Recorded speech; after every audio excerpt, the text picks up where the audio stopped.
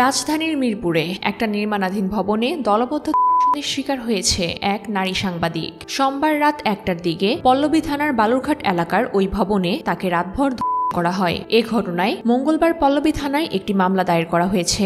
মামলার আসামিরা হলেন এনামুল হক, হামিদুর রহমান, ছোট ইয়াসিন, বড় ইয়াসিন, শাহিন রবি, হাসান, আনু এবং আরো অজ্ঞাত 8 জন। অভিযোগে জানানো হয়, ওই নারী সাংবাদিক একটি পত্রিকার সিনিয়র রিপোর্টার হিসেবে কর্মরত ছিলেন। তিনি গত 1 মাস ধরে একটি সংঘবদ্ধ চক্রের সম্পর্কে জানতে পারেন, যারা নিরীহ নারী পুরুষদের প্রলোভন দেখিয়ে অশ্লীল ভিডিও ধারণ করে ব্ল্যাকমেল করে টাকা আদায় করত। চক্রটি ধরতে ওই নারী সাংবাদিক তদন্তে নামে। সেই উদ্দেশ্যে তিনি সোমবার রাতে মাটিকাটা এলাকার সিঙ্গার শোরুমের কাছে গেলে আসামিরা তাকে আটকে পিটিয়ে একটি নির্জন স্থানে নিয়ে যায়। সেখানে নির্মাণাধীন ভবনে তাকে করা হয়। এই ঘটনায় পল্লবী থানার ওসি নজরুল ইসলাম জানান, এই ঘটনায় 2 জনকে গ্রেফতার করা হয়েছে এবং ভিকটিমকে ঢাকা মেডিকেল কলেজ হাসপাতালের ওয়ান স্টপ ক্রাইসিস সেন্টারে পাঠানো হয়েছে।